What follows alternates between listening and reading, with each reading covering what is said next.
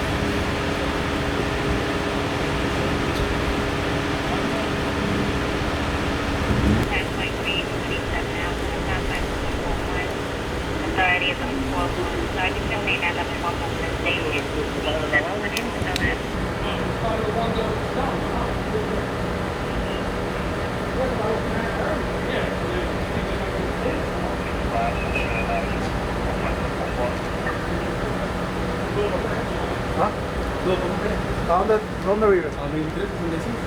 ¿Tiene un ID? Pues venga, yo lo camino. Pero no puedo regresar.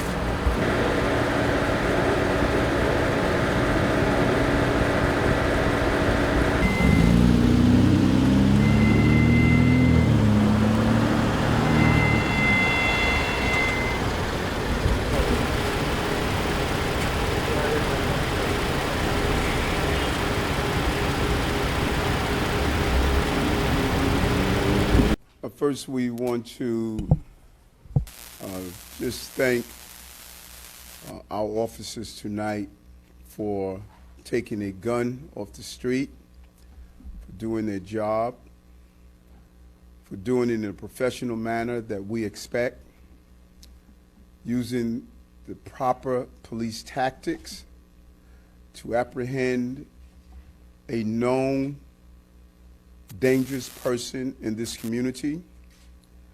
And I think it's crucial to highlight this individual just was placed on probation for possession of a gun in December. January, he's back in possession of a gun. Something is wrong with that.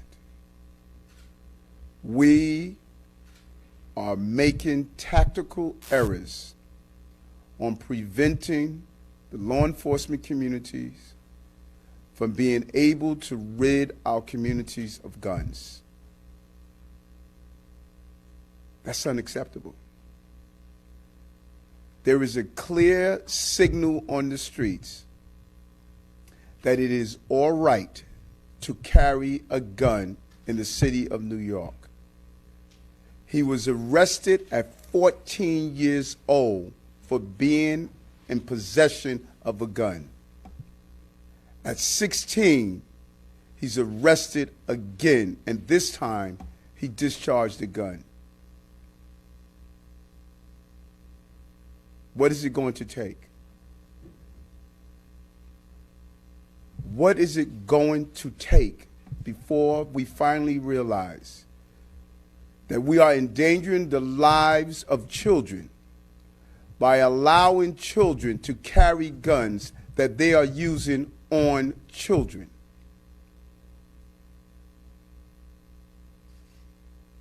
I am just frustrated with this.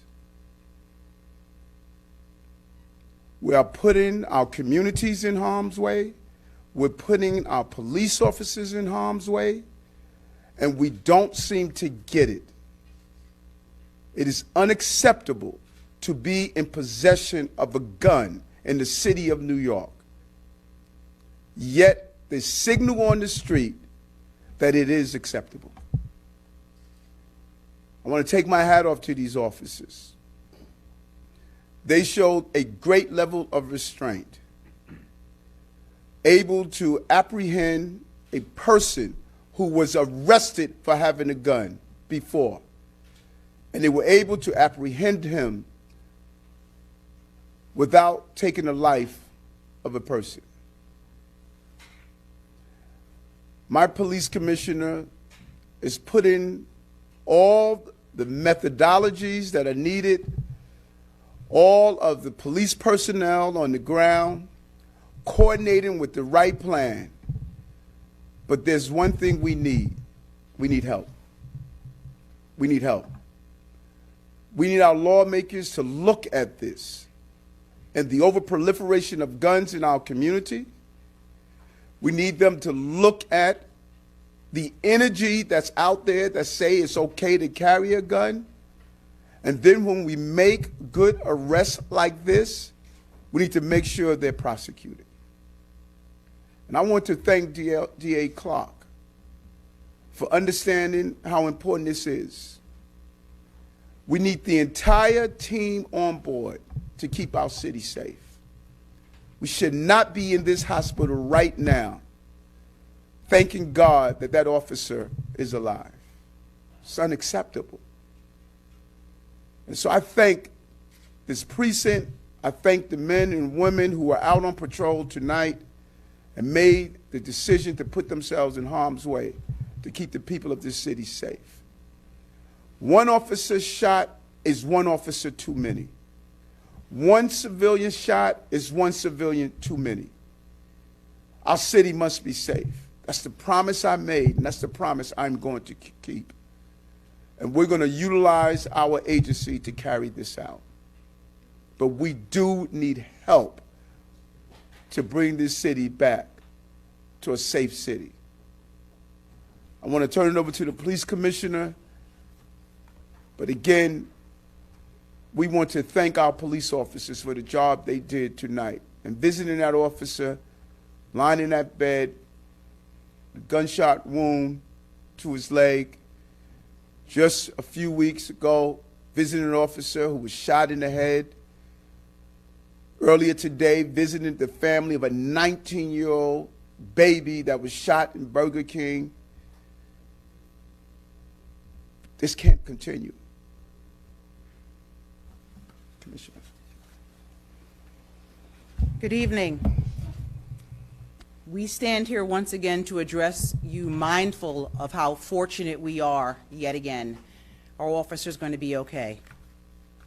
Tonight at approximately 9:30 p.m., officers assigned to the 4-8 Precinct Public Safety Team were patrolling the area of Lorillard Place and East 187th Street. There were a total of 6 police officers in 2 unmarked police vehicles who were all in uniform. As the officers approached the corner of Lorillard Place and East 187th Street, they parked their vehicles and walked to 2356 Lorillard Place to address a large disorderly group of individuals at the location. Upon the officers' arrival, the individuals came out to the sidewalk.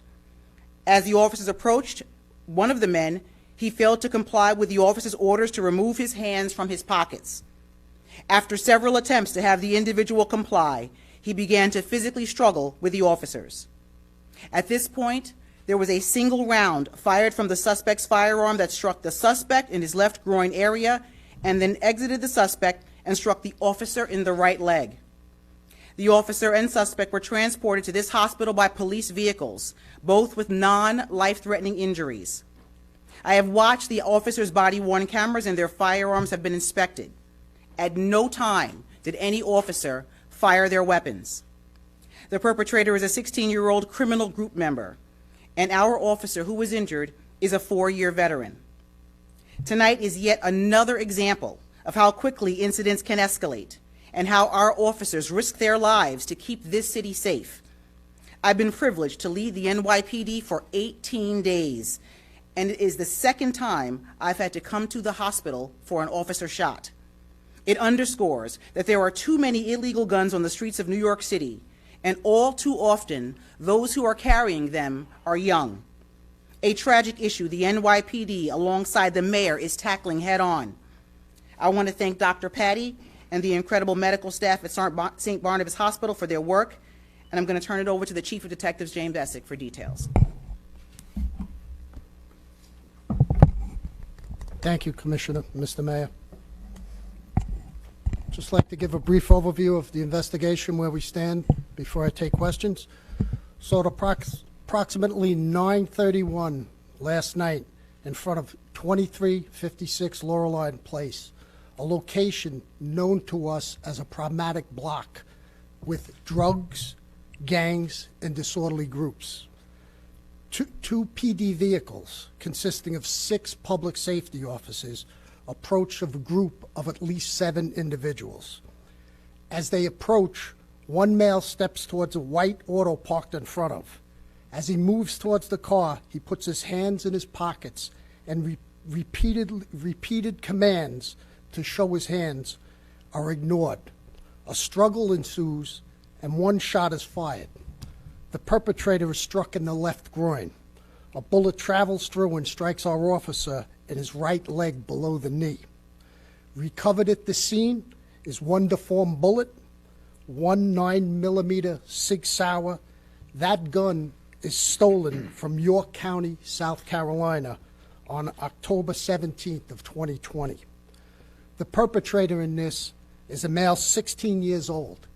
He's a Railway criminal group member, which is a subset of the Crips. He was arrested on May of 2020 nearby on U Street in possession of a tourist firearm. He was charged as a juvenile delinquent and received probation starting in December of 21, and it ends in May of this year, 2022. That arrest was made by the same public safety team, who not part of these 6 individuals, but the same public safety team in the 4-8 who did that. So before we take questions, I'd like to turn it over to the PBA President, Pat Lynch. Thank you, Chief, Commissioner, Mayor. You know, what we saw tonight is both the problem and the solution. The problem, a person that's carrying a weapon that should have been paying the consequences for being arrested once, but nonetheless was out in the street and carried again, and now we have a police officer here in the street. The solution, police officers putting themselves in harm's way to take that gun off the street and then getting shot. So as a collective, we have an opportunity here to solve the problem that we see right in front of us, common sense. Let's make the laws where there's consequences for carrying a gun. Let's give the prosecutors what they need so they can go before the judge and solve this problem. The police officers, the tools that we need to do this job. It can be done, but that collective doesn't just mean all of us up here. It means all of you out on your couches, at your work, riding the subway. We need you to demand that we get these laws that we need to do the job. We've been here before. We all started today in St. Patrick's Cathedral, where we were there memorializing a hero police officer, Stephen McDonald, who was shot 30-some years ago, was paralyzed for 30 years before he died of those line-of-duty injuries. Back then, we learned a lesson, and we said this can't happen, and we changed it, and we took our streets back. Well, let's remember that lesson. Let's remember that hero, and let's change the things we need to change and move together as a collective.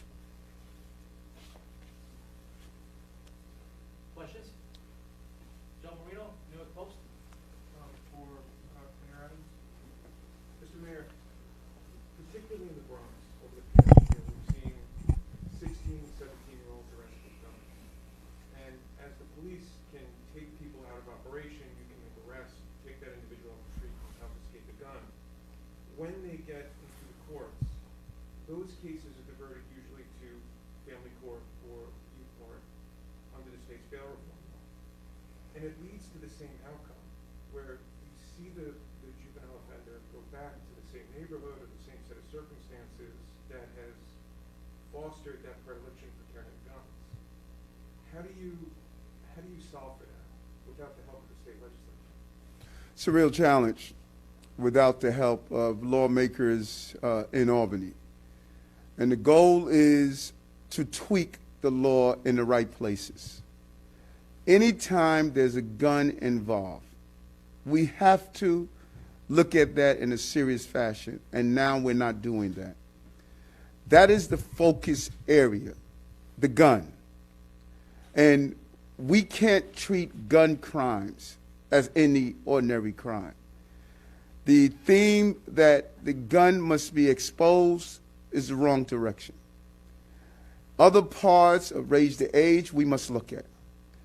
I believe now is an opportunity based on the data that we have recovered and based on the incidents to sit down and have an intelligent conversation of how do we keep our city safe. If the goal is to protect young people, then we need to be protecting the young people who are the victims of these levels of violence.